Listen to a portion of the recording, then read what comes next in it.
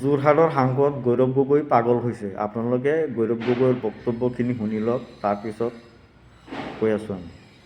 আজি আমাৰ গাঁৱৰ দুখীয়া আইসকল আইতাসকল আহিছে। তেওঁলোকে যদি কিবা এটা সহায় দিব লাগে তেওঁলোকে থিয় থিয় সহায়টো ল'ব। সেই পৰিস্থিতি তেওঁলোকৰ যে কিবা মান সন্মান আছে সেই পৰিস্থিতি আমি দেখা নাপালোঁ।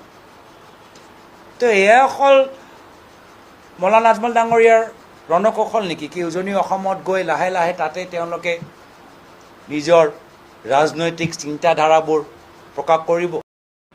এই গৌৰৱ গগৈৰ কিন্তু অকাত নাই এই বালাকান্দ ৰাইজক সহায় সহযোগিতা কৰাৰ কাৰণে। কিন্তু এতিয়া মৌলানা বদৰুদ্দিন আজমল চাহাবৰ সহায় সহযোগিতা দেখি তাৰমানে গৌৰৱৰ ভৰিৰ তলৰ মাটি নাইকিয়া হৈছে।